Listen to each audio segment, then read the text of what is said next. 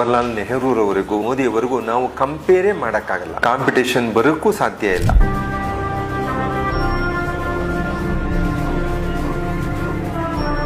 ಮೋದಿ ಅವ್ರನ್ನ ನೆಹರು ಅವ್ರ ಬಗ್ಗೆ ಹೋಲಿಕೆ ಮಾಡೋದ್ರ ಒಂದು ಟ್ರೆಂಡ್ ಶುರುವಾಗಿದೆ. ಜವಾಹರ್ಲಾಲ್ ನೆಹರು ನಾಯಕರ ಸಾಧನೆಯನ್ನ ಅಳೆಯೋದು ಆಡಳಿತ ನಡೆಸಿರ್ತಕ್ಕಂಥ ವರ್ಷದ ಸಂಖ್ಯೆಯಿಂದಲ್ಲ, ಬದಲಾಗಿ ಈ ದೇಶದಲ್ಲಿ ಅಭಿವೃದ್ಧಿ ಮಾಡಿರ್ತಕ್ಕಂಥ ಸಾಧನೆಯಿಂದ. 17 ವರ್ಷಗಳ ಕಾಲ ಪ್ರಧಾನಿಯಾಗಿದ್ದ ಜವಾಹರ್ಲಾಲ್ ನೆಹರೂರವರು ಶೂನ್ಯದಿಂದ ದೇಶವನ್ನ ಕಟ್ಟಿದ್ದಾರೆ. ತಮ್ಮ ಪಂಚವಾರ್ಷಿಕ ಯೋಜನೆಯನ್ನ ಕೈಗೆತ್ಕೊಂಡು ಇಡೀ ದೇಶದಲ್ಲಿ ಕೈಗಾರಿಕಾ ಕ್ರಾಂತಿ, ಹಸಿರು ಕ್ರಾಂತಿ ಇವೆಲ್ಲವನ್ನ ಅವರು ಮಾಡಿದ್ದಾರೆ. ದೇಶದ ಆರ್ಥಿಕತೆ ಮತ್ತು ದೇಶದಲ್ಲಿದ್ದಂತ ಜನರಿಗೆ ಕೆಲಸವನ್ನ ಕೊಡಲು ಸಾರ್ವಜನಿಕ ಉದ್ಯಮದಲ್ಲಿ 47ಕ್ಕೂ ಹೆಚ್ಚು ಸಂಸ್ಥೆಗಳನ್ನ ನೆಹರೂರವರು ಸ್ಥಾಪನೆಯನ್ನ ಮಾಡಿದ್ರು. ಸುಮಾರು 20ಕ್ಕೂ ಹೆಚ್ಚು ರಾಷ್ಟ್ರೀಯ ಪ್ರಯೋಗಾಲಯಗಳು NAL ಇದನ್ನ ಸ್ಥಾಪನೆ ಮಾಡಿದಂತವರು ಕೀರ್ತಿ ಪಂಡಿತ ಜವಾಹರ್ಲಾಲ್ ನೆಹರೂರವರಿಗೆ ಸೇರಿರುತ್ತೆ. DRDO, IIT, IIM, ಏಮ್ಸ್ ಹೀಗೆ ಹೇಳ್ಕೊಳ್ತಾ ಹೋದ್ರೆ ಸಾಕಷ್ಟಿವೆ.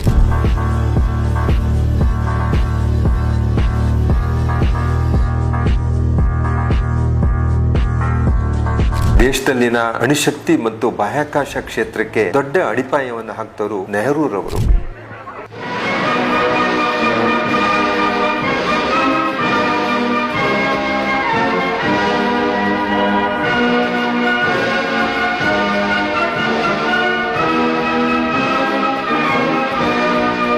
ನಾವು ಗಮನಿಸಬೇಕಾದಂತ ಒಂದು ಅಂಶ ಏನು ಅಂತಂದ್ರೆ ಮೋದಿಯವರ 12 ವರ್ಷಗಳ ಆಡಳಿತದಲ್ಲಿ ಯಾವುದೇ ಒಂದು ಬೃಹತ್ ಉಕ್ಕಿನ ಕೈಗಾರಿಕೆ ಈ ದೇಶದಲ್ಲಿ ಸ್ಥಾಪನೆ ಆಗ್ಲೇ ಇಲ್ಲ. ಇನ್ನ ಅಣೆಕಟ್ಟು ಅಂತ ನಾವು ಕೇಳೋದೇ ಬೇಡ. ರಾಷ್ಟ್ರೀಯ ಪ್ರಯೋಗಾಲಯಗಳು ಕೂಡ ಎಲ್ಲೂ ಕೂಡ ತಲೆ ಎತ್ತಲಿಲ್ಲ. ಆಗ ನೆಹರೂರವರ ಕಟ್ಟಿದಂತ ಎಲ್ಲ ಸಾರ್ವಜನಿಕ ಉದ್ಯಮಗಳನ್ನ ಇವತ್ತು ಖಾಸಗೀಕರಣಗೊಳಿಸಿ ಬೇರೆಯವರಿಗೆ ಅದನ್ನ ಕೊಡ್ಲಿಕ್ಕೆ ಹೊರಟಿದ್ದಾರೆ. ಆಗ ಶೂನ್ಯದಲ್ಲಿದ್ದಂತ ಭಾರತ ದೇಶವನ್ನ ಪ್ರಗತಿಯ ಹಂತಕ್ಕೆ ಕೊಂಡೊಯ್ದಿದ್ದಂತ ಜವಾಹರ್ಲಾಲ್ ನೆಹರೂರವರು ಒಂದು ಪ್ರಗತಿಯೇ ಬೇರೆ. ಈಗ ಪ್ರಗತಿಯ ಹಂತದಲ್ಲಿದ್ದಂತ ರಾಷ್ಟ್ರವನ್ನ ಏನೂ ಮಾಡದೇ ಇರತಕ್ಕಂತ ಒಂದು ಬಿಟ್ಟಿ ಪ್ರಚಾರ ತಗೊಳ್ಳೋದೇ ಬೇರೆ. ಜವಾಹರ್ಲಾಲ್ ನೆಹರೂರವರೆಗೂ ಈಗಿನ ಪ್ರಧಾನಿ ಮೋದಿಯವರೆಗೂ ನಾವು ಕಂಪೇರೇ ಮಾಡಕ್ಕಾಗಲ್ಲ. ಕಾಂಪಿಟೇಷನ್ ಬರೋಕ್ಕೂ ಸಾಧ್ಯ ಇಲ್ಲ.